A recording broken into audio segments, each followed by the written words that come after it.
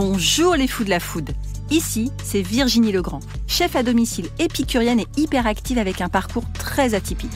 Dans mon podcast, Passion sans modération, vous retrouverez tous les 15 jours des personnalités implantées dans la gastronomie d'aujourd'hui, des vrais amoureux du goût et de la vraie cuisine, des experts, tous enrobés d'une passion communicative.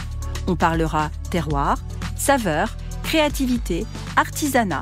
On vous racontera des histoires qui croustillent, des initiatives qui pétillent et qui font briller les yeux. Et on en a bien besoin aujourd'hui. Dans ce podcast, vous allez rencontrer des passionnés qui aiment partager, des entrepreneurs qui aiment se renouveler. Vous allez pénétrer dans les coulisses d'un monde délicieux, nourri aux convictions individuelles et aux engagements collectifs. Vous êtes curieux ? Alors installez-vous à notre table et on va se régaler tous ensemble. Derrière chaque engagement gastronomique se cache une histoire personnelle, culturelle, voire même une résonance sensorielle. Avec leurs confidences, mes invités donnent une âme au micro. Des souvenirs, des voyages, des rencontres, des défis.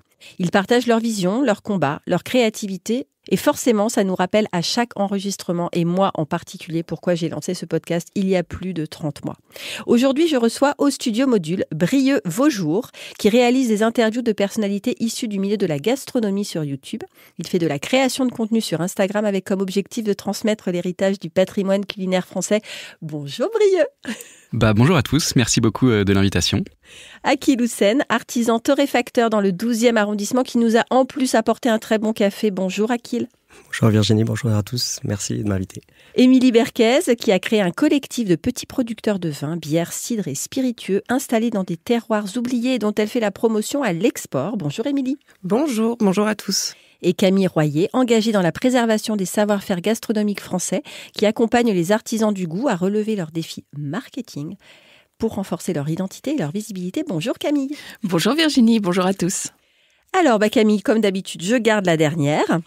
Quel est le parcours qui t'a mené jusqu'à la communication spécialisée dans l'agroalimentaire ?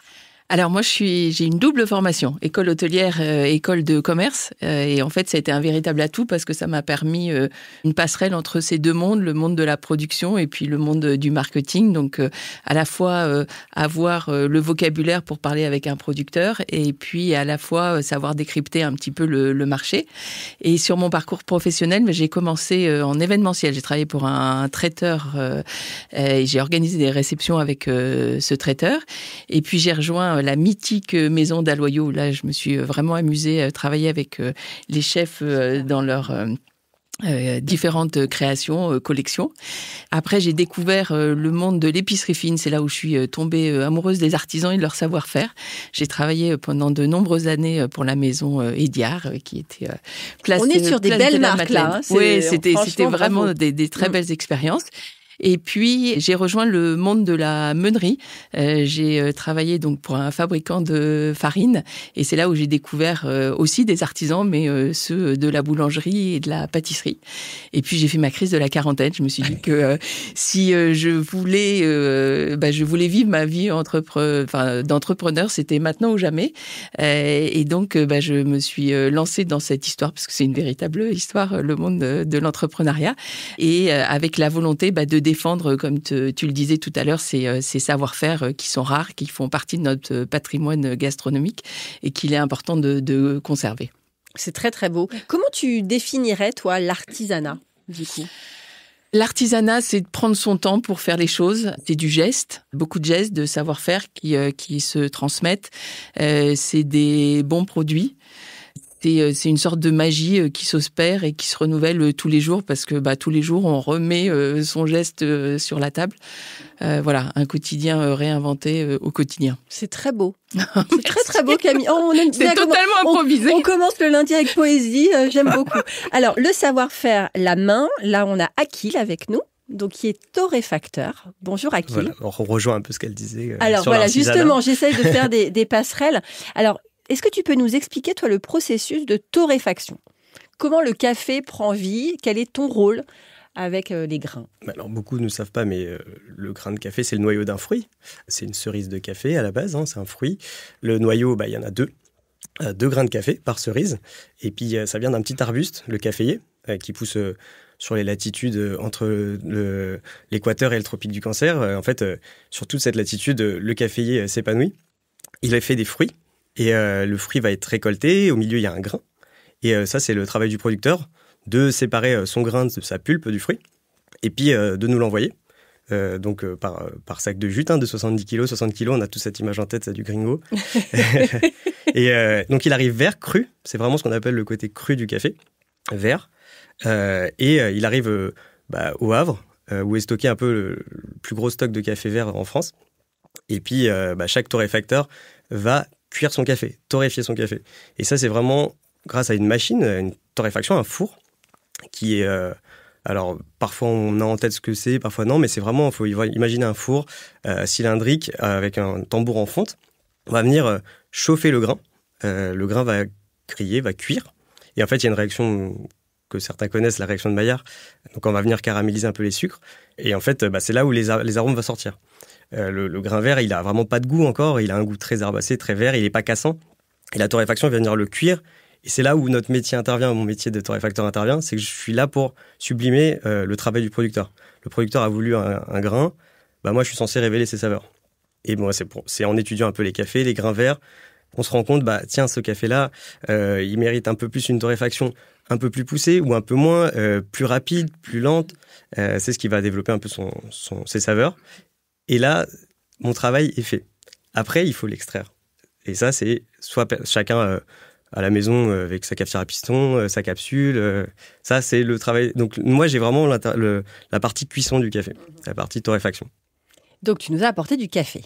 Exactement. Est-ce que tu peux nous dire ce qu'il y a sur la table ? Alors là, c'est un café de Colombie qui vient de 3 chaînes montagneuses en Colombie. 2 variétés d'arabica relativement rares quand même. C'est des Bourbon Rose et des Castillo. Et surtout, c'est un café qui a été surtout transporté à la voile. Donc, on essaie de participer un peu à ces nouveaux projets que notre importateur a mis un peu en avant, de venir un peu contrer un peu l'idée du café qui vient de très loin et qui pollue énormément. Donc, jusque-là, le café vient en bateau cargo, container et porte-container. Et là, le but, c'est que des entreprises françaises sont créées pour transporter le café à la voile. Et du coup, ça évite une pollution sonore, mais aussi pollution des hydrocarbures et pour tout le transport.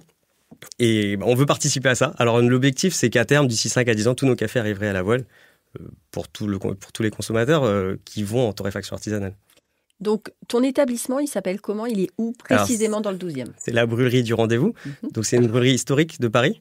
Beaucoup de torréfacteurs se montent en ce moment, mais il existait déjà des torréfacteurs avant, un peu comme des boulangeries dans chaque quartier. Mes parents ont repris ça en 2013. Le magasin existe depuis 1972, rue du Rendez-vous, dans le 12e à Paris, près de la place de la Nation. Et moi, je suis arrivé en 2015 et je me suis passionné pour le café et tous les produits de bonne qualité, dont l'épicerie fine. Très bien. Merci beaucoup, Akil. Merci. Alors, on continue sur le terroir, le savoir-faire avec la viticulture. Oui. Donc, Émilie, qu'est-ce qui, toi, t'a passionné dans le monde viticole ? Alors, c'est une question que je me pose encore. On se pose plein de questions. Voilà. Avant d'être dans le vin, moi, j'étais dans la fleur. Et pour moi, il y a plein de ponts entre la fleur et le vin. J'étais passionnée de fleurs. J'ai quitté la fleur, mais j'adorais ce milieu. C'était juste que professionnellement, j'avais pas forcément les challenges ou les espaces d'expression que je souhaitais. En fait, j'ai une passion pour le monde agricole, pour certains produits. Il faut savoir que quand j'ai commencé dans le vin, je me suis dit, dans 10 ans, je me mets dans le café. Ça fait bientôt 10 ans que je suis dans le vin et je vais pas aller dans le café. Je vais essayer de capitaliser un petit peu sur ce que j'ai construit dans le vin déjà. Donc, pour répondre à ta question, je suis moi-même une très mauvaise jardinière. Je n'ai pas du tout la main verte, alors que donc j'ai travaillé dans la fleur pendant 10 ans. J'ai fait un petit parcours dans le paysage. Et j'ai une admiration sans borne pour ceux qui sont capables de faire pousser des choses belles ou bonnes. Parce que pour moi, c'est important d'être entouré de choses belles et bonnes. Donc, je pense que ça vient de là, en fait. C'est quelque chose que moi, je ne comprends pas, que je ne sais pas faire et qui me semble absolument essentiel. Et c'est ça qui m'a attachée à ce genre de filière. Et puis, le monde du vin en France, enfin voilà, ça fait partie de notre culture à tous, qu'on soit un gros buveur de vin ou pas, en fait. On est baigné dans cette culture. J'étais déjà, moi, très, très, très fan de vin quand j'étais dans le milieu professionnel de la fleur. Je prenais des cours de dégustation avec des gens qui étaient vraiment très pointus. Et donc, ça m'a amené aussi à avoir des expériences sensorielles absolument extraordinaires. Et en fait, je pense que depuis, je suis en quête de retrouver cette expérience sensorielle extraordinaire. Je pense qu'on tombe pas dans le vin par hasard. C'est parce qu'à un moment donné, on a une rencontre. Tu sais, on dit un flacon, une bouteille. Moi, je l'ai eu. J'en ai eu plusieurs. Et en fait, à chaque fois que je suis en dégustation, je cherche à retrouver cette émotion. C'est beau. Merci. Merci. Brieux, alors toi, tu es avec nous. Oui. Et tu as créé le projet Une exploration gourmande. C'est ça. Qu'est-ce que c'est ? Quelle est ton ambition ? Alors, quelle est ta mission ? Ma mission, elle est très simple. C'est de mettre en avant, valoriser l'héritage culinaire de la gastronomie française. Et donc, mettre en avant nos artisans, mettre en avant nos producteurs. Moi, je suis parti d'un constat simple. Je suis passionné de gastronomie. On a la chance d'être dans le pays de la gastronomie. Et malheureusement, je trouve que la société se dirige vers des choses un peu négatives sur l'uniformisation du goût. La standardisation. Exactement. Voilà, on met beaucoup en avant les produits ultra transformés. Bon, ça me faisait un petit peu mal au cœur et je me suis dit, est-ce que moi, à mon échelle, je peux pas essayer de valoriser nos artisans, valoriser nos producteurs, valoriser nos produits, tout cet héritage qu'on a reçu et qui, malheureusement, disparaît de plus en plus. Même sur les métiers de l'artisanat, il y a des métiers qui sont en train de disparaître. Et donc, je me suis dit, qu'est-ce que je peux faire à mon niveau pour essayer de participer à essayer de revaloriser tout cet univers, tout cet héritage. Alors avec les réseaux aujourd'hui, c'est vrai que c'est très simple de transmettre des idées, des ambitions, des projets. Donc je me suis dit, allez, je vais essayer de faire des vidéos sur Instagram pour transmettre un peu ma passion, tout simplement. Et c'est parti de là en fait. Donc qui sont les gens que tu interviews ? Alors, il y a différents types de personnes. Au début, c'était plutôt des restaurateurs. Étant sur Paris, c'est quand même le plus simple pour moi. Et puis, aussi après, des artisans, des gérants d'épiceries fines, parce que c'est aussi eux qui sont passionnés et qui savent très bien parler des produits. Donc, d'abord des restaurateurs, puis après des épiceries fines. Et là, maintenant, depuis peu, des producteurs. J'ai eu la chance de pouvoir aller en Ardèche pour aller faire des vidéos sur une femme qui tenait une ferme pour faire elle-même son fromage, un artisan boucher qui fait aussi son propre saucisson avec un séchoir artisanal en haute altitude. Voilà, donc c'est des rencontres ça nous parle. qui sont très fortes et c'est en allant à la rencontre de ces personnes que je me dis effectivement il y a ce que je fais a du sens parce que mine de rien ils ont un métier qui est très dur. Qui leur prend énormément de temps et ils n'ont pas forcément ni le temps ni les compétences de se mettre en avant pour vendre leurs produits. Et ça me faisait mal, ça me fait mal au cœur de voir que ces personnes-là ont parfois du mal à survivre financièrement alors qu'ils ont des compétences extraordinaires, ils vendent des produits formidables. Et que derrière, on a des produits ultra transformés qui marchent très bien et qui, malheureusement, peuvent parfois même empoisonner un peu les gens. On voit qu'aujourd'hui, il y a quand même une augmentation du nombre de cancers très forte. Et on sait que, malheureusement, la malnutrition y est fortement liée.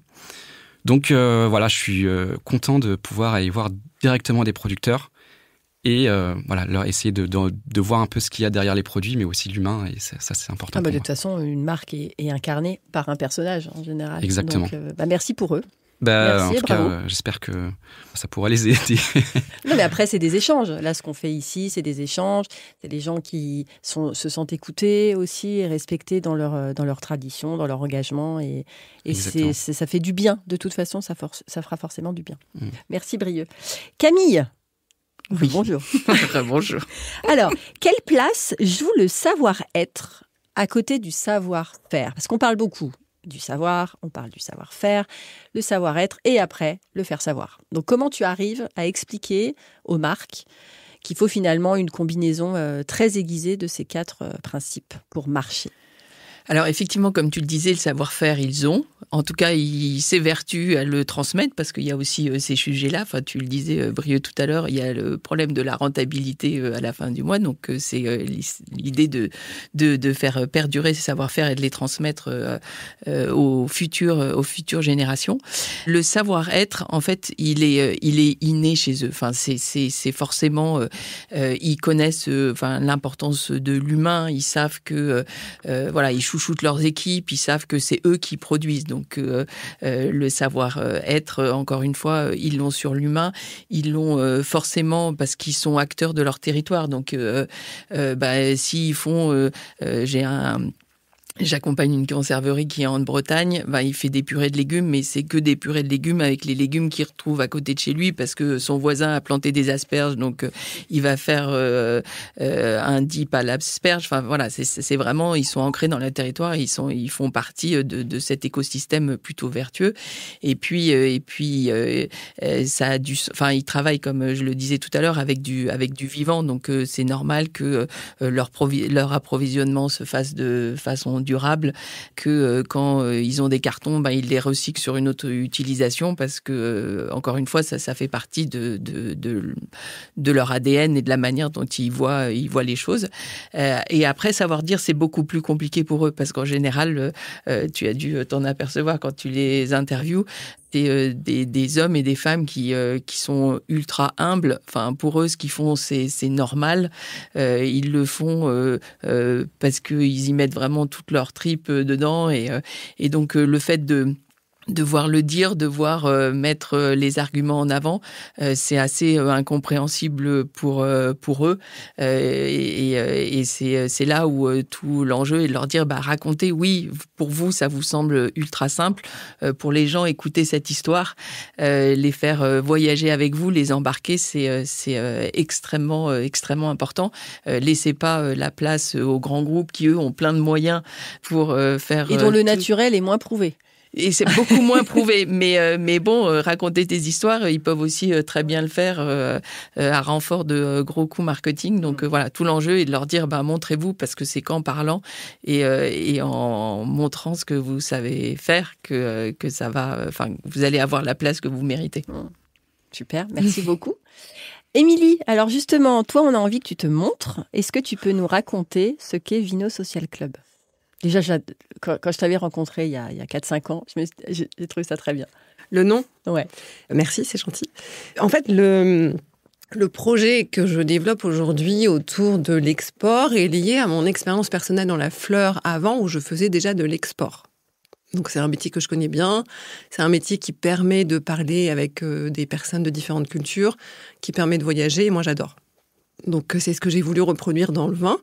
J'ai commencé avec une première vigneronne. Je me suis rendu compte que c'était en fait très très difficile de vendre du vin.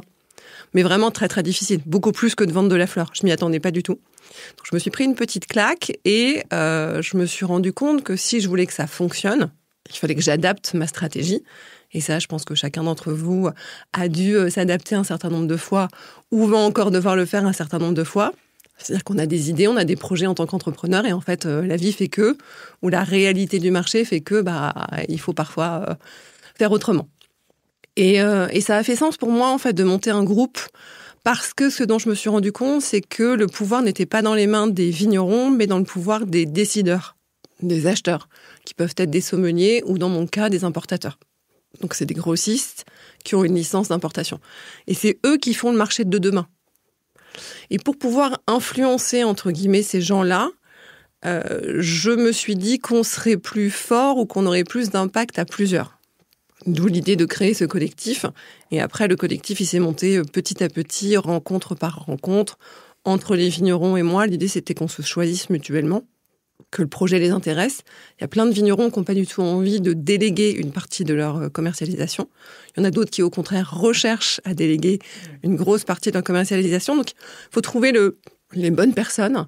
Et après, il faut trouver aussi les bons marchés pour ça, qui sont prêts à accepter ce type de modèle qui est un peu novateur. Donc là, tu étais en Asie, par exemple. Tu reviens d'Asie. Ouais. Les pays émergents qui sont très friands de tout ça, où ça marche bien, c'est quoi ? Alors, en fait, dans le monde du vin, les pays émergents ne font pas forcément ce que moi, je cible. Mais pour répondre à ta question, et notamment sur l'Asie, ça va être Vietnam, Thaïlande, par exemple. On va avoir toute l'Amérique du Sud qui est en train d'émerger aussi. La Chine, mais ça fait déjà longtemps. Moi, je pense que l'Inde va aussi commencer à se mettre au vin. Et comme c'est des pays où il y a une population qui est énorme, il y a un marché pour nous qui est important. Après, ce qu'il faut voir, c'est que sur ces pays émergents, c'est des pays qui n'ont pas forcément de culture du vin. Mmh. Donc, souvent, ils vont chercher plutôt des choses rassurantes. Ce que moi, j'appelle les étiquettes. Donc, un Chablis, un Saint-Émilion, un Châteauneuf-du-Pape, quel que soit le producteur, la productrice qui est derrière. Or, moi, ce que je raconte, c'est pas ça. Déjà, j'ai pas d'étiquette dans ma gamme. Et c'est plutôt l'histoire de petits domaines. Vous parliez d'artisans tout à l'heure, c'est très clairement des artisans, qui sont sur ce que moi j'ai appelé terroirs oubliés, c'est-à-dire c'est des terroirs qui sont confidentiels, qui ont eu à un moment donné une bonne presse dans l'histoire du vin en France, mais qui ont été un petit peu oubliés parce qu'on parle plus des appellations que je viens de vous citer, et puis par effet de mode en fait, tout simplement. Pour autant, qui ont une histoire viticole, où les gens ont un savoir-faire, où du coup le paysage a été forgé aussi avec la vigne, où donc il y a aussi des plants de vignes qui sont parfois centenaires. Donc c'est assez intéressant ça en termes de patrimoine aussi, pour la biodiversité, etc. Enfin, pour le paysage, c'est essentiel. Et donc ces gens-là, si tu veux, moi, pour que je puisse les promouvoir, je m'adresse plus à ce que j'appelle des pays matures. Et donc là, c'est plutôt Angleterre, alors quel que soit le contexte géopolitique, États-Unis, Canada, tout ce qui va être Europe notamment du Nord, donc Danemark. Pas Méditerranée. Les pays méditerranéens. En fait, les pays méditerranéens sont producteurs et ils sont moins chers que nous. Donc, ils sont pas forcément en recherche de vin français. Un petit peu de plus en plus, mais c'est pas les marchés les plus simples. Prometteurs. Ouais, à intégrer. Et après, en Asie, pour répondre à ta question, il y a le Japon, qui est un pays consommateur de vin depuis un certain nombre d'années déjà, donc qui est devenu assez connaisseur, assez pointu. Oui, parce que grande gastronomie, il y a beaucoup de chefs Exactement. Grande gastronomie, je crois que Tokyo est la ville où il y a le plus d'étoilés au monde. Il y a un pouvoir d'achat. Il y a aussi une pyramide des âges qui fait que c'est plutôt des gens qui sont en âge de consommer du vin. Donc, encore une fois, quel que soit le contexte géopolitique, parce que... Pour ça, le vieillissement de la population, c'est bien. Exactement. Voilà. Exactement. Et tu peux vieillir en bonne santé en buvant modérément, mais en buvant un petit peu de vin. Moi, Merci, j'ai une petite question. Je t'en prie. Est-ce que tu sens que le fait qu'il y ait un changement en dérèglement climatique, ça peut avoir un impact du coup sur l'image des vins français justement à l'étranger dans ces pays-là, ou pour l'instant pas du tout? Alors, tu parles de l'image, tu parles pas que de la production. Du produit et de la production, mais forcément du coup de l'image, de se dire Sur la production, c'est évident. Donc il y a plein de solutions qui sont envisagées ou mises en place. Et sur l'image, pour répondre à ta question, je pense aussi que oui, typiquement aujourd'hui, moi j'ai des demandes pour des vins frais, légers, et notamment plus de blanc qu'avant. Alors qu'avant, en fait, on vendait des rouges plutôt sur la rondeur et le côté plus souple, facile, quoi. Donc oui, c'est sûr. Les gens regardent aujourd'hui le titrage alcoolique, ce qu'ils ne faisaient pas du tout. Alors ce qui est assez frappant, moi, dans mon métier, ça a été vraiment une découverte, c'est que dans mon monde du vin, parce qu'il faut envisager qu'il y a plein de mondes du vin. Moi, je fais partie d'un monde du vin. En gros, je vends à moi-même, quoi, au bobo. D'accord ? Donc, je vends que des vins bio, je vends que des vins nature, je vends que des vins biodis, je vends que des vins d'artisans, etc. En fait, le bobo de Copenhague, il est comme moi. Le bobo de New York, il est comme moi. Et le bobo de Tokyo, il est comme moi. Donc, il y a une sorte d'uniformisation de la demande qui est assez flippante. C'est très compliqué dans ces cas-là de savoir comment émerger, pour répondre à ta question de tout à l'heure. Et donc, Brieux, oui, bien sûr, aujourd'hui, que ce soit à Tokyo ou à Paris, on regarde les titrages alcooliques. C'est un sujet. Et ça, c'est un vrai sujet parce que les vignerons avec lesquels je travaille, moi, ils ne trafiquent pas leur vin, en fait. Donc, quand ils ont un terroir solaire, ils ont un terroir solaire, quoi. Ce qui n'empêche qu'ils essayent de faire des vins digestes en bouche, mais au niveau du titrage alcoolique, c'est puissant. Donc, c'est très compliqué de faire face à ce type de demande, tout comme il y a une vraie appétence aujourd'hui pour ce qu'on appelle le no-low. Donc, sans alcool, bas en alcool. Ça, c'est un vrai phénomène. Je pensais que ça allait être éphémère. Pas du tout, ça s'installe. Et je pense que ça va durer un certain temps. Merci beaucoup. Je t'en prie. Akil, alors le café artisanal séduit de plus en plus. Mais est-ce que tu peux nous expliquer la différence entre un café de spécialité et un café commercial pseudo-industriel ? Oui, bien sûr. Déjà, je ne suis pas sûr que tout le monde comprenne le mot spécialité, café de spécialité. C'est pour ça qu'on fait beaucoup de pédagogie ici. Il y a des néophytes. Moi, c'est vraiment ma manière de voir le café. Il faut que ça soit simple. Je vois plein de magasins où il y a marqué café de spécialité en gros. Alors c'est bien, moi je suis content qu'il y ait ce genre de mots qui se créent, mais juste, c'est pas forcément parlant à tout le monde. En fait, café de spécialité, c'est ce que moi, historiquement, ma brûlerie faisait déjà avant. C'est-à-dire avoir des cafés tracés, on sache qui produit, comment il produit, qu'on ait une torréfaction artisanale, comment il est revendu aussi. Et tout ça, en fait, c'est la SCA, la Specialty Coffee Association, qui a défini ça, qui a créé une grille de notation des cafés. Et si elle obtient plus de 80 sur 100 en notant le café, on a un café qui s'appelle café de spécialité, qui tient en compte plein de domaines, dont la production, la torréfaction, le type de... C'est bien parce que ça a défini un peu le métier, mais en fait, moi, je préfère dire café un peu artisanal. En fait, café artisanal, pour moi, veut dire plein d'autres choses. Qu'il y a des artisans derrière, qu'il y a des producteurs, qu'il y a une main, en fait, qu'il y a une main qui a fait quelque chose derrière. Et tout ça, ça implique... En fait, on ne peut pas faire de café industriel à la main, par définition. Et donc, aujourd'hui, café de spécialité, c'est un café qui est facile à boire, qu'on peut boire facilement. Café industriel, vous allez devoir mettre du sucre derrière. C'est aussi simple que ça. C'est amer. Moi, avant de commencer ce métier, il y a 15 ans, je buvais pas de café. Je pensais que c'était amer. Je pensais que on devait faire la grimace obligatoirement en buvant un café et que c'était vraiment pour se réveiller. Au final, je suis tombé dedans et je me suis dit, mais mince, en fait... on peut éprouver du plaisir. Mais oui, allez voir des cafés artisanaux, allez voir des cafés de spécialité, vous allez découvrir un autre univers. On peut aussi juste apprécier sa boisson. Peut-être qu'on va nous expliquer aussi que l'expresso, c'est pas pour nous. On peut avoir une cafetière à piston qui peut être très bien. Et du coup, c'est vraiment la grande différence. C'est un café qui est bien fait, bien produit, torréfié de manière artisanale, donc pas trop cuit. Les industriels ont tendance souvent à griller très fortement le café. C'est pas au hasard. C'est vraiment dû au fait de lisser un peu le goût, d'uniformiser le goût, d'acheter des qualités de café moindres, donc de masquer un peu les défauts. Et nous, on fait tout l'inverse, en fait. C'est magnifier le travail du producteur. Donc, fiez-vous à votre goût et vous allez voir qu'en fait, on se rend compte très facilement qu'est-ce qu'un café de spécialité, qu'est-ce qu'un café industriel. Alors justement, il y a beaucoup de gens qui organisent des ateliers de dégustation de café. Est-ce que toi, c'est ce que tu fais dans ta brûlerie ou comment tu jouerais un rôle dans l'éducation justement de ces néophytes à la dégustation de café? Comment déguster un café? Alors moi, je le fais pas déguster parce que je manque de place, manque de temps aussi. Mais c'est des choses que je réfléchis à faire. En fait, moi, c'est vraiment l'expérience client quand vous venez en magasin. Et on va venir. J'espère bien.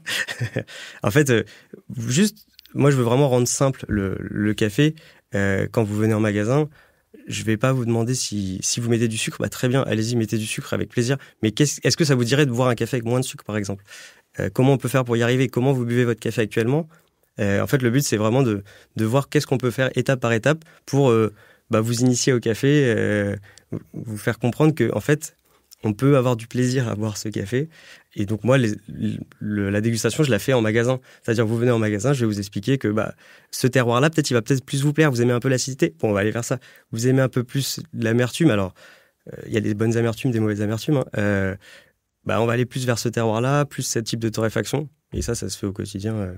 Combien de références tu as dans ton magasin? J'ai à peu près entre 20 et 25 cafés selon les arrivages. Okay. Et les arrivages dépendent de quoi? Dépendent des récoltes. Donc des arrivages, alors la récolte, et puis après il faut 3-4 mois pour que ça arrive en Europe. Donc des récoltes, de mes commandes aussi, parce que moi j'ai une gamme fixe, parce que je reste une brûlerie artisanale et historique. Donc j'ai des clients qui boivent du café de spécialité. Si je leur en parle, ils ne savent même pas de quoi je parle. Qui boivent du café de spécialité depuis 50 ans. Pour redresser les gens. Oui, eux savent qu'ils boivent un café du Brésil. Maintenant, je suis là pour leur dire, c'est un café du Brésil, de la région de Bahia, cette variété-là, il a été torréfié comme ça. Bon, ces clients-là, c'est pas forcément eux que je dois éduquer, mais c'est plus les nouveaux arrivants qui eux, sont beaucoup plus ouverts à entendre ça. Et du coup, c'est un peu mon travail du quotidien, donc nouveaux arrivages. Et puis, moi aussi, ce que j'aime bien mettre en avant, ce qui me fait plaisir aujourd'hui, c'est que je mets plein d'artisans en avant. J'ai bien remarqué que les gens viennent en torréfaction, mais ils ont envie aussi d'accompagner leur café. Et moi, l'épicerie fine, c'est un peu ma deuxième passion. Donc, je mets plein d'autres artisans en avant dans le magasin pour justement faire le lien entre café et, je dis une bêtise, des huiles, des vinaigres, des biscuits, des confitures. Et ça, on vient à un lieu où il y a plein d'artisans qui sont réunis. Merci Akil. Okay. Brieux, alors on parle depuis tout à l'heure d'éducation, d'ouverture, de transmission. Comment redonner du sens à nos habitudes alimentaires? C'est une très bonne question. Je pense qu'il y a 2 éléments, qui sont importants pour redonner du sens à nos habitudes alimentaires. La première, c'est d'inciter les gens, effectivement, ça semble un peu évident, mais à acheter le plus local possible, avec des produits de saison. Parce que forcément, quand on achète des produits qui ne sont pas de saison, ça veut dire qu'ils viennent soit de l'étranger, soit qu'ils ont été cultivés avec des méthodes qui sont pas forcément les plus écologiques. Ça, c'est le premier point. Et puis le deuxième point, je pense aussi, ça pourrait être intéressant de redonner un peu envie aux gens, de prendre du plaisir à cuisiner et à acheter des bons produits. Moi, je me souviens, il y a quelques années, j'avais pas forcément de plaisir à aller au marché, à rencontrer les gens, essayer de sentir les fruits et les légumes, de pouvoir voir les produits. Et au final, aujourd'hui, je me rends compte à quel point c'est important et surtout à quel point c'est agréable de les cuisiner. Et surtout, de dire aux gens, il n'y a pas forcément besoin d'être un grand chef cuisinier, d'avoir des compétences en cuisine pour faire des bons repas, en fait. Donc, nos habitudes, elles passent par là. Elles passent par aller à la rencontre des producteurs dans les marchés. Dans quasiment toutes les villes, aujourd'hui, il y a des marchés. Donc, c'est souvent le week-end. C'est pas très compliqué. Aller discuter avec eux, choisir des bons produits et faire des petits plats, même si on n'est pas très compétent en cuisine. Je pense qu'on peut faire des choses saines et bonnes. Et de saison, idéalement, c'est quand même le plus important. Et ça aussi, ça permet de favoriser notre agriculture en France et d'aider nos agriculteurs. Qui en ont fortement besoin. Exactement. Merci beaucoup. Camille, alors, selon toi, quels sont les 3 critères phares qui rendent une marque vraiment différenciante ? Alors, quand je dis marque, c'est produits, services, personnalité. On n'est pas sur des grands groupes. On l'a beaucoup dit depuis tout à l'heure. Je pense que l'humain qui est derrière la marque, c'est ça qui fait toute la différence. Enfin, forcément, ils y mettent les hommes, les femmes qui produisent, ils y mettent. Je parlais de tripes tout à l'heure, mais vraiment, enfin voilà, ils donnent tout et forcément, ils font comme ça la signature de leur marque. Après, on parlait de savoir-dire tout à l'heure. Il y a l'histoire qui raconte, parce que je pense qu'avant déguster un produit, tu parlais de parler avec le producteur, rien que la manière dont il te parle de ses plants de tomates, où est-ce qu'ils sont, enfin comment il leur met de la musique pour que les parasites viennent moins les chatouiller. Déjà rien qu'avec ça, on a déjà une partie de la dégustation. Enfin, tu disais tout à l'heure que ça fait partie de l'expérience. C'est ce que viennent chercher. Si ils rentrent dans ta brûlerie, c'est pour connaître l'histoire, pour connaître... Non, c'est déjà pour lui, c'est pour Akil. Aussi, bien sûr, je te remercie de mais oui, il faut le dire. Je vais avoir le melon, là. Et puis après, je pense que une marque, pour être désirable, il faut qu'elle soit bien dans ses baskets, quoi. Il faut qu'elle évolue, qu'elle soit au goût du jour, même si elle a un savoir-faire rare. Il faut qu'elle arrive à bouger, à se montrer, à communiquer, à faire des collabs. Enfin voilà, il faut que ça soit une marque qui soit bien avec son temps pour justement être plus visible et donner envie, quoi. Plus attractive, parce que en fait, c'est tout le sujet. Et puis il y a tellement de monde. Il y a énormément de monde. Comment tu fais pour rassurer tes clients en disant mais voilà, vous allez cartonner, ça va marcher? Alors malheureusement, on peut pas. Oui, mais c'est sûr, tu peux pas t'engager à ce point-là. Mais quel lien du coup tu tisses avec tes clients? Alors moi déjà, il y a forcément des liens affectifs super forts parce qu'on travaille avec eux, parce qu'on va les voir dans leurs ateliers, donc il y a forcément un affectif qui se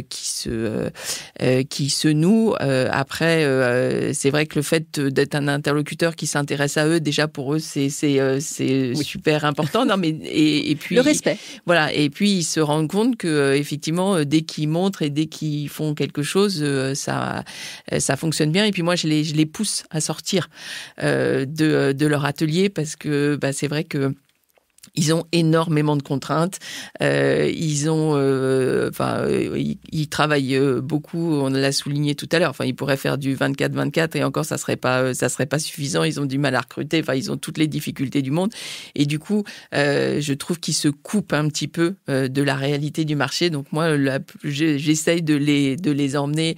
On fait notamment, enfin pour ceux qui font de l'épicerie fine, on fait des food tours où je leur montre, voilà vos distributeurs, parlez avec que le monde évolue, le marché évolue, les attentes des consommateurs évoluent. On va s'inspirer de ce qui se passe dans le marché.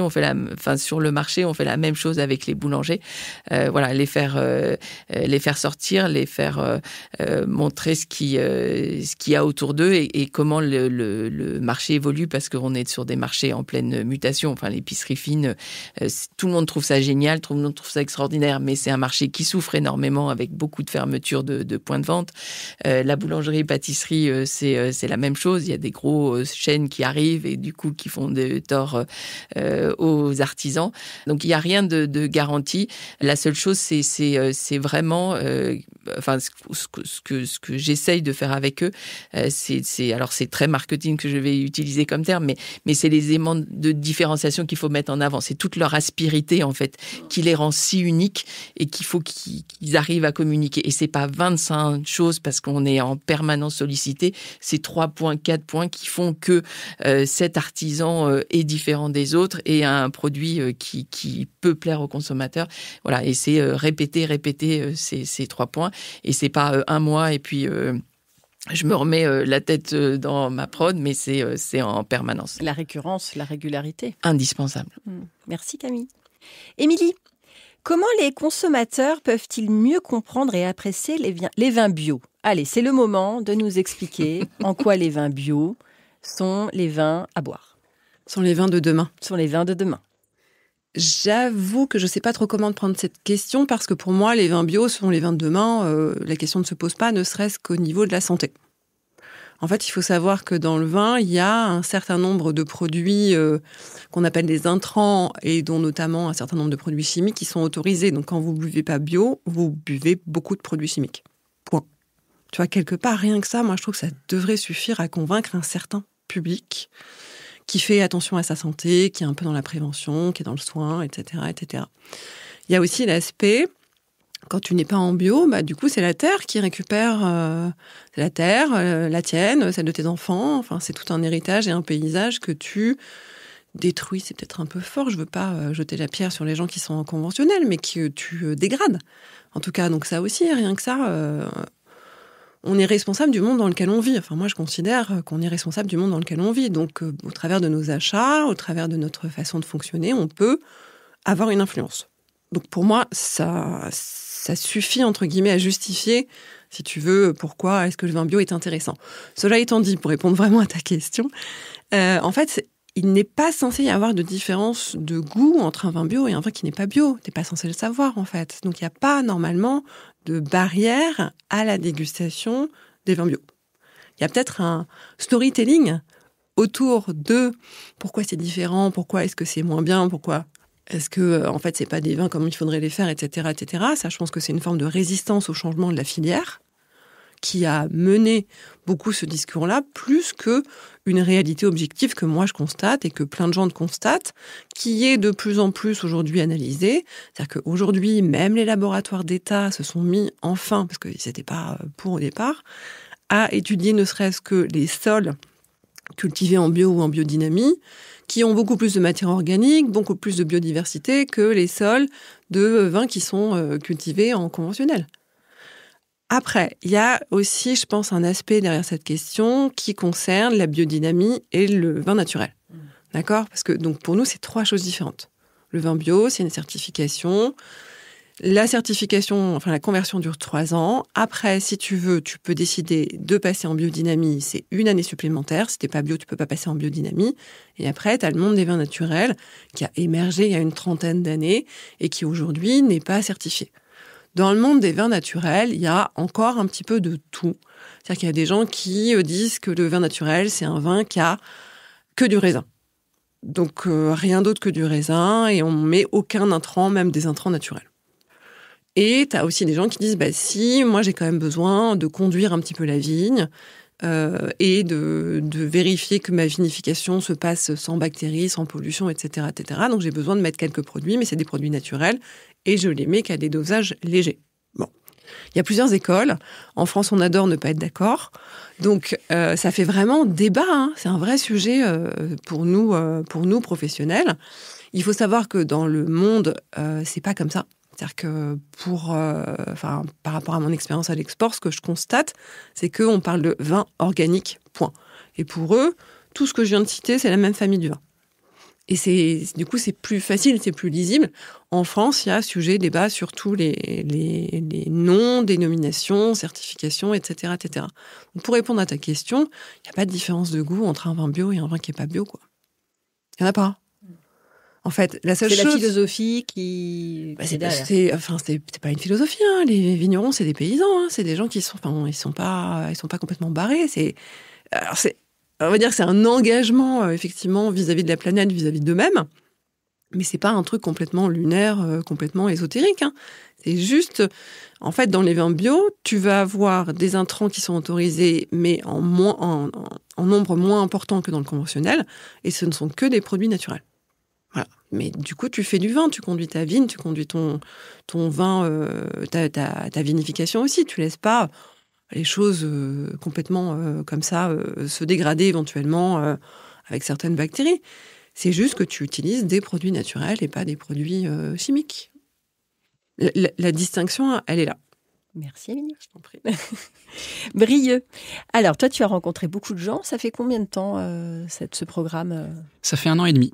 Ah oui, donc c'est Ça récent. fait 1 an et demi, donc c'est récent, surtout que je fais ça sur mon temps libre pour le moment, donc j'ai pas énormément de temps à y accorder, mais ça fait 1 an et demi, oui. Et du coup, quelle est la découverte culinaire la plus originale ? Alors la découverte la plus originale que j'ai pu faire, c'est la cargolade. Alors, il Je sais va falloir pas que si- tu nous expliques. Brieux. Moi, ce que j'aime beaucoup en France, c'est qu'on a des spécialités culinaires régionales très variées et très diversifiées. Et j'aime beaucoup me balader un petit peu partout en France pour aller voir des producteurs, des artisans et découvrir justement des plats vraiment particuliers. Et donc c'est récemment, c'est le mois dernier, j'étais en train de faire un GR. Et donc je me suis arrêté dans un... Un GR. Alors un GR, Ah oui, le c'est... GR, oui, Pardon, la le marche. GR, ça veut dire grande randonnée. C'est ça, et donc c'est d'accord. c'est une randonnée sur plusieurs jours. Oui, c'est comme le GR20. Exactement. Voilà, c'est bon, je l'ai. Et donc je me suis arrêté dans un petit village avec un restaurant qui faisait des plats au feu de bois. Et il y avait écrit cargolade. Et il y avait écrit surtout que c'était cuisiné au flambadou.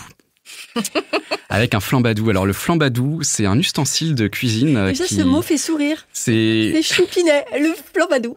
exactement. Le flambadou, c'est un ustensile qui date du Moyen-Âge, qui était utilisé à l'époque pour cuisiner. Donc c'est une sorte d'entonnoir en fonte avec une grande tige qu'on fait chauffer dans la braise. Donc on fait chauffer à très haute température et dès que la fonte commence à rougir, on ajoute un bout de lard dedans. Avec la chaleur, le lard va prendre feu, il va flamber et va faire couler du coup dans l'entonnoir des gouttes de lard fondu. Et donc on ajoute, on fait par-dessus une viande ou un aliment qu'on veut cuire, on passe le flambadou au-dessus et ça fait goûter des gouttes de lard sur ces aliments. Et donc la cargolade, C'est pas gras, déjà. alors effectivement, c'est pas Le gras, forcément c'est la vie, on le sait. Mais le gras, c'est la vie, comme dirait Caradoc. Mais non, effectivement, c'est pas un plat très très sain pour la santé, mais c'est très bon. Et donc, on peut faire cuire beaucoup d'aliments comme ça. Et là, la spécificité de la cargolade, c'est que ce sont des escargots qui sont cuits au feu de bois avec le flambadou qui passe par-dessus à la fin pour finir la cuisson. Et donc, c'est une spécialité du sud-ouest. Hein. C'était près de...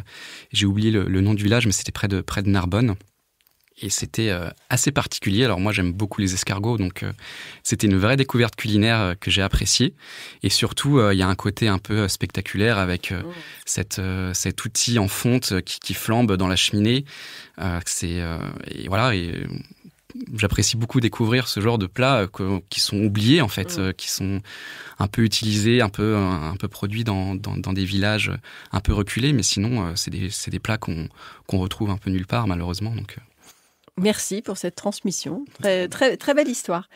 Akil, quel canal, toi, fonctionne le mieux pour faire connaître ton travail ? Tu me dis que c'est une brûlerie historique. C'est Toi, ça. tu l'as reprise en quelle année ? En 2015. Mes parents en 2013, et puis mes parents ont continué, hein, ils sont toujours là d'ailleurs. Mais Donc moi là, en ça fait 2015, 10 ans. ça fait 10 ans, voilà, exactement. Quel bilan au bout de 10 ans ?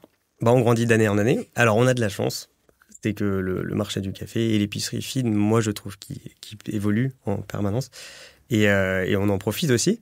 Mais le bouche à oreille, moi c'est vraiment... Moi je reste comme on disait tout à l'heure, moi, c'est vraiment le fait que je compte vraiment sur le bouche à oreille et le côté très empirique du marketing. C'est-à-dire, vous avez aimé l'expérience, on va en parler autour de nous. Et puis, ça va faire boule de neige. Et vraiment, moi, je reste sur ça. Alors, bien sûr, j'ai des réseaux sociaux. Bien sûr, j'ai un site internet.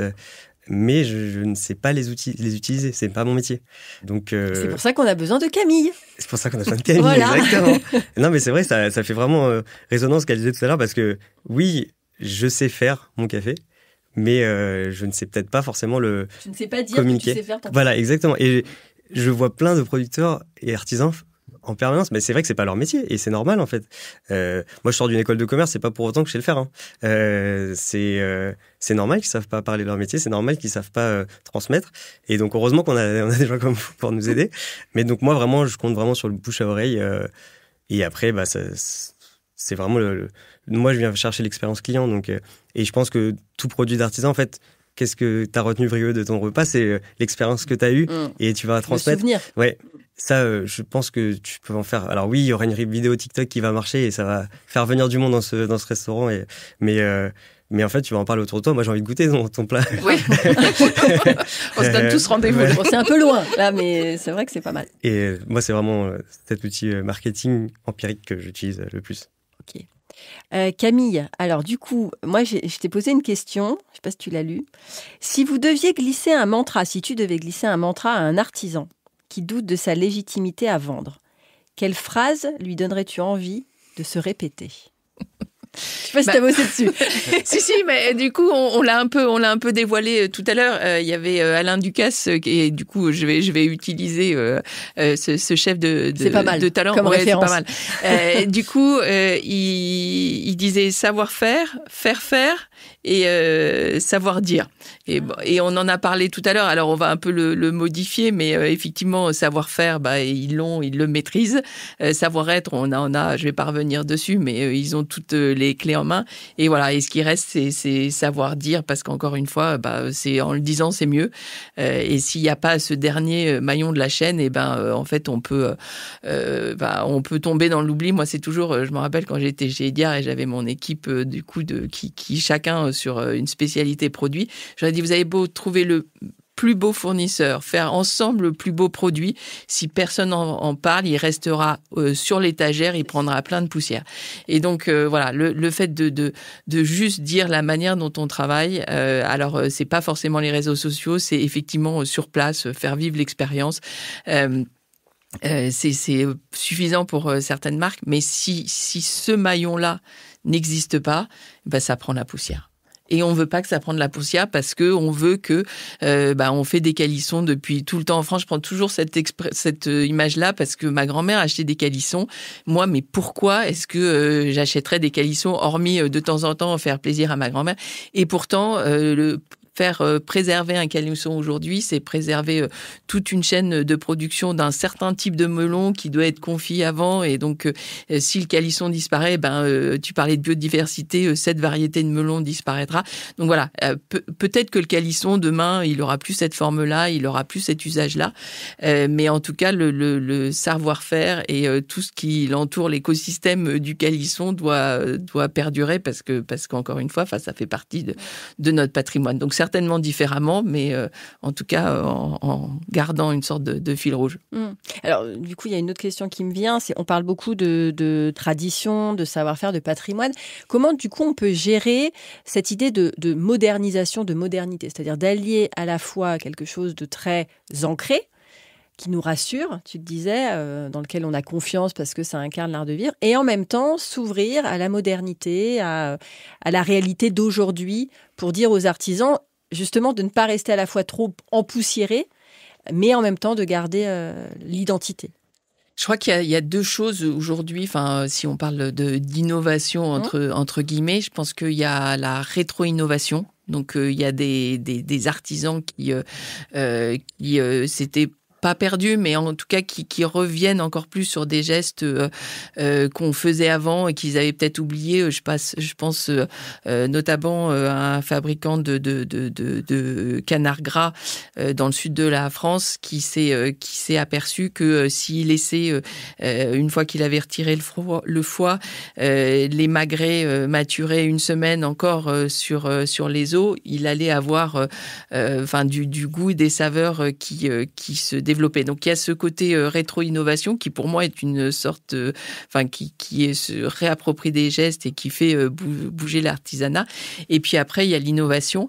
Moi ce que je conseille à mes clients, c'est de prendre des jeunes qui ont 20 ans, ils font une table ronde, ils leur demandent ok, alors je vais reprendre mon calisson, mais quel usage tu ferais toi du calisson? Est-ce que c'est quelque chose que tu vois plus énergétique? Est-ce que c'est quelque chose que tu vois en bille, à grignoter accompagné d'un bon café? Enfin, ce genre de choses. Ou d'un bon vin. Ou d'un bon vin, bien entendu. Mais avec le calisson, je sais pas, mais je suis sûre qu'effectivement il y a des accords qui doivent être qui peuvent être imaginés. Mais voilà, je pense que de toutes les manières, alors on dit beaucoup que les jeunes générations changent, mais je pense que toutes les générations ont connu des changements.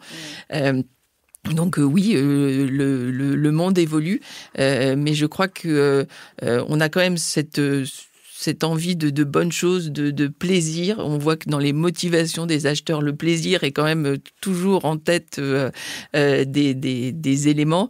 Et donc, je pense qu'on va préserver tout ça simplement en l'innovant, parce qu'aujourd'hui, les repas se déstructurent, parce que si on prend l'exemple de tout ce qui est spiritueux, la mixologie leur a fait énormément de bien. Donc voilà, c'est juste décrypter ce qui est en train de se passer pour s'adapter. Merci beaucoup Camille, très intéressant. Première partie, clôturée. Deuxième partie. Là, je vous ai rien dit. Donc, alors je ne sais pas qui me connaît vraiment, mais moi je suis une ancienne prof de lettres avant d'être chef et podcasteuse. Donc, pour entamer la deuxième partie, je veux vous lire un passage et après je vous poserai une petite question.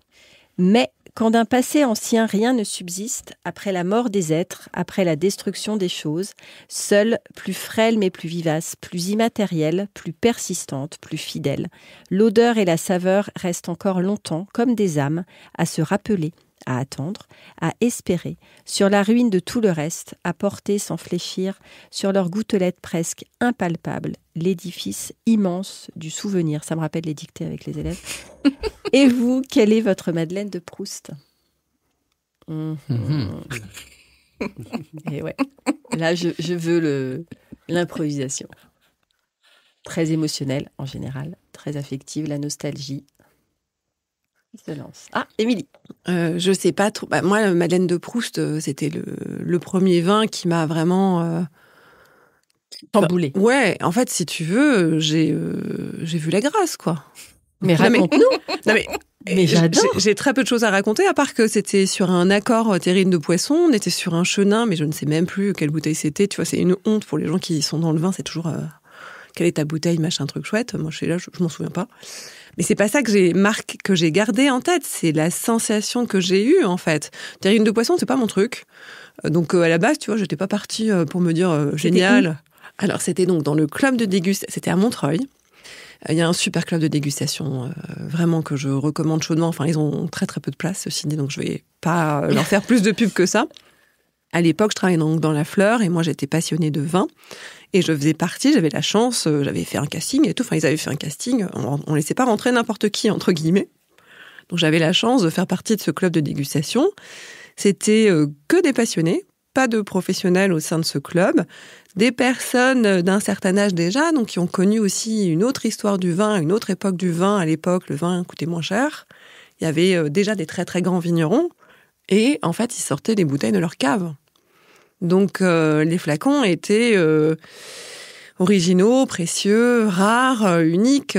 C'était vraiment, vraiment très, très chouette. Pour la petite anecdote, dans ce club de dégustation, chaque année, ils font le concours des meilleurs dégustateurs de France. Et 1 an sur 2, ils gagnent. Donc, c'est vraiment des gens pointus. Moi, depuis que je suis passée professionnelle, je les croise dans tous les salons pro que je fais. Donc, c'est des gens qui sont plus passionnés que les professionnels. Et c'est ça qui est intéressant dans le monde du vin. Après, je ferme la parenthèse et je réponds à ta question. Ça laisse le temps aux autres. Oui, c'est très bien, merci Émilie. Le monde du vin, les gens il y a des passionnés qui sont plus connaisseurs que des professionnels.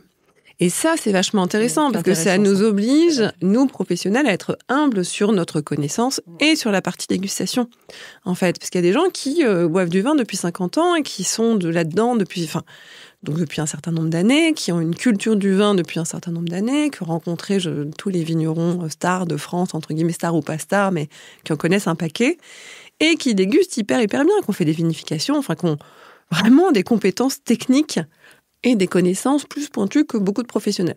Donc c'est une parenthèse, mais du coup, c'est vraiment un monde de passionnés.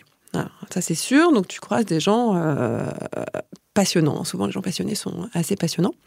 Donc je reviens à ma Madeleine de Proust. Je sais même pas ce que j'ai bu. Je sais que c'est un chenin, j'en suis sûre. Je sais que la terrine de poisson, ça me donnait pas du tout envie. Mais j'ai découvert la puissance de l'accord, en fait. L'accord mets et vin, quand c'est bien fait, c'est un truc phénoménal. Alors, c'est pas à ce moment-là où je me suis dit que j'allais changer de carrière, mais je pense que ça a marqué le pas d'une bascule. Très peu de temps après, je suis partie vivre aux Pays-Bas pour mon ancien métier. Et aux Pays-Bas, on mange mal et on boit mal. J'étais malheureuse. Non, mais c'est vrai. J'étais très, très malheureuse. Et c'est ce qui a motivé et mon retour en France et ma reconversion professionnelle. Donc, c'est vraiment cette rencontre-là. Merci beaucoup, Émilie. Avec plaisir. Qui se lance ? Moi, je veux bien me lancer. Alors, moi, c'est pas forcément un produit, mais c'est plus un moment, une expérience. Quand j'étais petit, on faisait souvent des vacances en famille avec mes cousins dans une vieille maison à la campagne. Et on faisait des grands repas, du coup. Et c'est plus cette ambiance de repas familial à la campagne, avec un feu de cheminée, où on passe un bon moment à table, où on prend le temps de cuisiner ensemble, de prendre le temps de déguster ensemble. Et c'est ce côté vraiment de retrouvailles, de chaleur autour d'un bon repas. Ça, c'est vraiment pour moi ma Madeleine de Proust, quand je me retrouve à table avec des amis dans un bon restaurant ou chez nous et qu'on prend le temps avec des bons produits. Pour moi, c'est quelque chose d'important et qui me fait retourner en enfance dans ces moments familiaux. Et le deuxième point, ça rejoint un peu ce que tu disais, Akhil, c'est quand j'ai eu la chance de faire un accord mets et vin. J'étais petit, je pense que j'avais peut-être une dizaine d'années, mais on m'autorisait un peu à goûter du vin. Peut-être que j'étais un peu plus âgé, je sais plus. Et j'ai un oncle qui m'a fait goûter un vin rouge avec un fromage de chèvre affiné. Alors voilà, on va me dire que c'est pas forcément, normalement le fromage c'est plus avec du vin blanc, mais bon, avant tout c'est de se faire plaisir. Et il m'avait dit, tu vas voir, c'est exceptionnel. Et bon, pareil, je me rappelle plus du tout du vin. Je sais que c'était un vin rouge et un fromage de chèvre qui était assez fort. Et les deux ensemble. Et j'étais jeune et j'ai eu une révélation. J'ai fait, mais c'est exceptionnel, effectivement. Lui aussi a eu la grâce. Voilà. On a des moments comme ça. Et mais pourquoi tu travailles pas dans le vin, je comprends. Ouais, je me suis posé la question. Mais c'est encore possible. Hein. Effectivement. Non, et effectivement, moi j'ai une grande passion pour le vin. J'ai eu la chance d'interviewer Xavier Tuisa, qui est un homme vraiment passionnant, passionné, extraordinaire. Et c'est vrai que le vin, c'est un domaine incroyable. En tout cas, voilà, ma Madeleine de Proust, c'est ce côté réconfortant de se retrouver dans des bons moments, dans retour aux simplicités, dans une vieille maison, avec aussi le vin, c'est important pour moi. Et je ne sais pas si ça répond à la question. Mais c'est parfait. Mais de toute façon, il n'y a pas de réponse type. Hein, voilà. Tu sais, c'est chacun le dit à sa manière, avec son cœur. Donc merci, Brieux. Camille ? Alors moi, je vais pas te parler de madeleine, bien que j'ai un souvenir de ma grand-mère qui faisait des madeleines, parce que figure-toi que elle était originaire d'Ille-et-Combré, à côté de Marcel Proust. Donc on se passe en famille la recette de la madeleine de Marcel Proust, mais ça c'est très très confidentiel. En tout cas, c'est elle qui m'a... Même pas à moi. Peut-être. On peut envisager. C'est possible. En tout cas, oui, moi j'ai été plongée dans la cuisine par une grand-mère très très pâtissière, mais je vais rejoindre un peu Brieux sur les moments. Ce que j'adore et ce que j'ai toujours fait toute petite et que je continue moi à perpétuer avec mes enfants, c'est de faire le marché. Enfin, pour moi, c'est vraiment le rituel.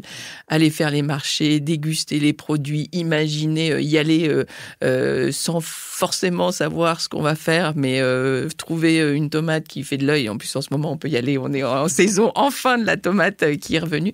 Enfin voilà, c'est ces odeurs de marché, de bonheur, parce que les bruits aussi, voilà, le bruit environnant. Exactement, les gens qui nous reconnaissent. Il est 8h du matin, Paris s'éveille. Enfin, pour moi, c'est magique. Et où que j'aille en province, à l'autre bout du monde, il faut que je passe par le marché. Enfin, c'est un univers qui me va bien. Super. Merci Camille. Et Akhil? Bah, du coup, j'ai eu le temps de réfléchir. Mais oui. Et tu as ta réponse? Trop de produits qui viennent en tête. En fait, moi, je vais commencer par le premier qui m'est venu parce que, en fait, tout à l'heure, Camille a parlé de calisson. Moi, c'est pas un souvenir d'enfance, mais juste en travaillant à la brûlerie, j'ai découvert des calissons que l'ancien propriétaire avait choisi, une marque artisanale. Et j'ai goûté un calisson qui est juste génial. Alors ça remonte peut-être il y a 10 ans, donc on peut peut-être pas appeler ça Madeleine de Proust, mais rien qu'en parlant tout à l'heure, j'ai eu le goût encore et la texture. Et moi, quand elle disait comment mettre en avant des calissons, mais moi, si je vous dis que le calisson est fait par un artisan confiseur qui perpétue des melons anciens qui n'existent plus. Enfin, si on les fait pas à la main, ils sont perdus. On peut pas les revendre sur les étals de marché. Il y a un confisage à la main. Bah moi, ça me donne envie. C'est tendre, c'est moelleux, c'est génial le calisson. Donc, calisson par exemple. Ça y est, on a un ambassadeur du calisson. Ouais, non mais clairement, le calisson, c'est la vie. C'est un super bon goûter. Au lieu de manger des BN, manger des calissons. Moi, c'est aussi le bonbon violette. Mon grand-père, je me souviens toujours, il me donnait. Alors j'avais le droit à 2 bonbons violettes une fois par semaine. Et en fait, je pense que ça contribue à la Madeleine de Proust, c'est que c'était rare et on l'attendait. C'était 2 petits bonbons violettes qui valent rien. Enfin, c'est vraiment. Et ce goût, il est resté. Donc maintenant, j'essaye de retrouver ce goût. Alors je le retrouve pas forcément, mais le goût du bonbon violette, les petites noix de cajou qui accompagnaient ces bonbons violettes aussi. Je sais pas pourquoi. Alors il y avait un accord. Maintenant j'ai trouvé un accord. C'est créatif de mélanger les deux. Très bien. Il y avait droit à 3 noix de cajou excellentes, croquantes. Voilà, c'est des souvenirs. Et pareil, on parlait de marché tout à l'heure. Moi, c'est les Mirabelles. Je me souviens faire le marché avec ma mère et manger des Mirabelles excellentes. Et je n'arrive plus à trouver ce goût des Mirabelles. Je suis de l'Est, donc ça me parle. Ah là là, et même en pleine saison, j'arrive plus à les trouver excellentes. Donc bon, c'est peut-être aussi le souvenir qui fait que. Très bien, merci pour vos confidences. Alors, on parle beaucoup d'être à table, de recevoir, de convivialité. Avec qui vous aimeriez partager un repas en termes de personnalité vivante ou décédée, historique ou moderne? Ah, il faut donner un nom? Oui, là, ce serait un nom, ouais. Parce qu'à la fin, j'aimerais avoir une belle tablée, en fait. Pour qui je cuisinerais? Encore vivante ou? Ah non, ça peut être loin, ça peut être dans le passé, ça peut être historique. Moi, j'adore Thierry Marx, donc. D'accord, bon, ça va, il est là. J'adorerais partager un repas avec Thierry Marx. On peut aller le chercher. Si on peut le faire, avec plaisir. Ça a fait tousser Émilie. Effectivement, pourquoi se priver? C'était ça qui m'a, voilà, c'était ma réaction. Moi, ce serait un auteur, je pense, mais du coup, j'arrive pas à choisir. Il y a trop d'auteurs qui. Donc mort, enfin de littérature. Oui, je pense littérature française ancienne. Et là, j'étais en train si tu veux, de passer les noms dans ma tête. Je n'arrive pas à me décider. Je te dis tout à l'heure, si j'arrive à me décider. Ça marche. Camille? Moi, je crois que je vais prendre Brillat-Savarin. Très bien. Parce qu'effectivement, allant de temps en temps dans l'Ain, je me suis intéressée à son parcours. Je lis notamment ses traités de cuisine. Et alors, j'adore les recettes où il y a mettez 500 grammes de truffes, 1 kilo de bonne crème. Et voilà. Et je trouve que rien que pour s'endormir, voilà. Et ça, je trouve ça. Donc, voilà, je sais pas comment on dit, générosité ou surplus. Ou excès. Ou excès, ça c'est sûr, c'est le bon mot. Voilà, je pense que ça devait être une autre époque très bien. Amusante. Et toi, Brieux? Alors moi, ce serait sûrement soit Paul Bocuse ou Maïté. On est sur le même cas Paris, en fait, en soi. Hein. Je rejoins un peu, effectivement, le côté terroir, bien... Générosité. C'est des personnes qui ont mis en avant ces aspects-là. Et je pense qu'un repas avec eux, ça doit être quand même assez drôle et assez inoubliable, sympa. Assez inoubliable, effectivement. Donc, c'est 2 personnalités pour moi que j'aurais beaucoup aimé découvrir. Et sinon... interviewer, évidemment. Et sinon, une personne qui vit encore aujourd'hui, je l'ai déjà cité, mais ce serait Xavier Tuisa. Rappelle qui il a été meilleur sommelier. Xavier Tuisa, oui, il a été élu meilleur sommelier de France. C'est le sommelier du Crillon. Et donc, voilà, il a un certain charisme. Il est pour moi très inspirant. Il fait partie des personnes qui m'ont inspiré pour me lancer aussi dans mon projet. Et c'est quelqu'un qui est passionné de gastronomie. Et pour le coup, ce serait aussi participer à la création du repas avec lui, trouver des accords mets et vins et surtout le plaisir de l'entendre parler de ces accords-là, pourquoi est-ce qu'il aurait choisi ces vins, et l'entendre parler des vignerons, des producteurs qu'il connaît bien. Très bien, ça fait une belle tablée, ça. Je pense que là, ça fera Quel siècle ? T'as bon une repas. idée du siècle ou pas ? Moi, ce serait plutôt un classique, 19e, mais effectivement, là, ce que dit Brieux, ça me donne une autre idée. Dans la sommellerie française, il y a une femme que j'aime beaucoup, qui est Pascaline Lepelletier. Forcément. Et il n'y en a pas beaucoup des femmes connues dans la sommellerie. Après, il y a aussi Pacey Vinson, qui est aussi très chouette. En plus, elle est à la Maison Pic. Moi, je rêve d'aller manger là-bas. Donc, je ne serais pas contre non plus. On peut aussi manger avec voilà. Anne-Sophie, bien sûr. Mais Pascaline Lepelletier, elle a une dimension hyper intello qui, moi, m'intéresse. Je vous parlais d'auteur tout à l'heure. Je pense que c'est aussi quelqu'un qui se nourrit aussi de certains écrits. Alors, elle est plutôt philo, mais pour moi, le vin, il y a une dimension culturelle, philosophique assez élevée. Et c'est comme ça que moi, je vis ma passion et mon métier dans le vin. Et je trouve que j'ai l'impression qu'elle a aussi cette vision des choses. Et si ce n'est pas le cas, on pourrait en discuter. Très bien, merci. Est-ce que vous pouvez continuer la phrase ? Pour moi, cuisiner, c'est... Partager. Transmettre son amour. Pour moi, c'est nourricier. Mais c'est nourricier dans tous les sens du thème. C'est-à-dire que ça nourrit le corps, mais ça nourrit l'âme aussi. Et oui, pour moi, c'est transmettre aussi. C'est la transmission, c'est partager des valeurs, partager des repas, partager un plaisir. Voilà. Merci. Et dernière question, parce que je crois que ça va se terminer. Quelle est votre définition de la passion ? C'est une bonne question. Mais bien sûr. Mais toutes tes questions sont très bonnes, Virginie. En fait, je pense que c'est quand tu fais quelque chose parce que tu es habité par cette envie. Si on parle de métier passion, moi je pense tout de suite à ce genre de notion. C'est pas que c'est pas un métier, mais c'est que t'as pas besoin de te forcer le matin pour aller au travail.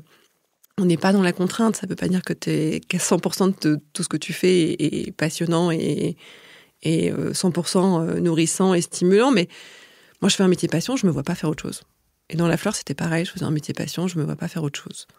Donc, j'ai besoin d'être... C'est nourricier, la passion. Voilà, c'est nourrissant, c'est nourricier. Merci, Émilie. Akil ? Ça se rapproche de ce que Émilie a dit, mais oui, c'est vraiment ce qui nous fait vivre, en fait, ce qui nous fait aimer la vie. Moi, je me vois pas me lever le matin si je peux pas faire un métier passion, une vie passion. Et du coup, je l'entretiens. C'est-à-dire qu'au bout d'un moment, oui, tous les jours, tout n'est pas passion, mais si j'ai un moment où je m'ennuie, je vais essayer de me trouver moi-même mes passions et aller chercher ça. Je pense qu'on doit tous faire ça, sinon la vie est triste. Merci, Brieux. Moi, je dirais que la passion, c'est ce qui fait sens dans notre vie. C'est ce qui nous donne des objectifs de vie, ce qui nous donne envie de nous investir. Quand je vois des producteurs, des agriculteurs qui bossent avec acharnement sans prendre de vacances à l'année et qui pour des rémunérations qui sont pas forcément énormes et qui prennent plaisir à ça. Alors, il y en a beaucoup pour qui c'est compliqué, mais la majorité, ils font ça parce qu'ils adorent. Là, on se dit, là, c'est des gens passionnés. Quand on voit des personnes qui font le tour du monde pour parler de leur métier, pour parler de produits, on se dit, là, ils sont passionnés. C'est ce qui nous prend aux tripes. C'est ce que tu disais en parlant de vraiment de motivation forte. Et c'est ce qui nous donne envie de nous lever le matin. C'est ce qui fait sens dans nos vies, en fait, je pense, intrinsèquement. Très beau. Camille, tu vas terminer, attention. Ouais, je vais surtout répéter ce que tout le monde a dit. Mais oui, c'est d'accomplir quelque chose sans compter, en fait. C'est de donner en permanence. Et je pense qu'autour de cette table, ce qui... c'est le casting, c'est toujours mais oui, le casting. Mais ce que je trouve qui est extraordinaire, c'est qu'on fait tous un métier, on fait tous quelque chose par passion. Et je crois que pouvoir faire de sa vie professionnelle une passion, je trouve que c'est quand même extraordinaire parce que on passe quand même beaucoup de temps à travailler et que si en plus, moi je me suis toujours estimée heureuse de faire un métier qui est vraiment ce que j'aime, quoi. Je m'éclate tous les jours et visiblement tout le monde autour de la table pareil, donc c'est une bonne chose. C'est ça, c'est le cas. Merci, donc je vais conclure. Chaque épisode rassemble avec fluidité des personnalités engagées, le savoir-faire, l'héritage culturel, le patrimoine gastronomique comme principe fondamental pour incarner l'art de vivre et la réalité d'un artisanat attractif, d'une belle France qui innove tout en respectant son identité. J'aime me nourrir de valeurs partagées et de votre élan généreux vers l'autre. Ce fut donc un énième podcast passionnant. Merci Akhil. Merci Virginie. Merci Émilie. Merci Virginie. Merci Brieux. Merci beaucoup. Et merci Camille. Merci Virginie. Et à bientôt pour un nouvel rendez-vous culinaire. Ça y est, notre rencontre prend fin. J'espère que l'inspiration et l'immersion dans l'univers de tous mes invités vous ont mis l'eau à la bouche. La conversation vous a plu ? Les confidences vous ont ému ? Merci de laisser un avis et vous abonner pour ne rien manquer des prochains épisodes et pour le propulser encore plus loin. N'oubliez pas de faire un petit tour sur mon site internet communique-passion.fr et de vous abonner à ma newsletter. À très vite pour de nouvelles aventures gastronomiques.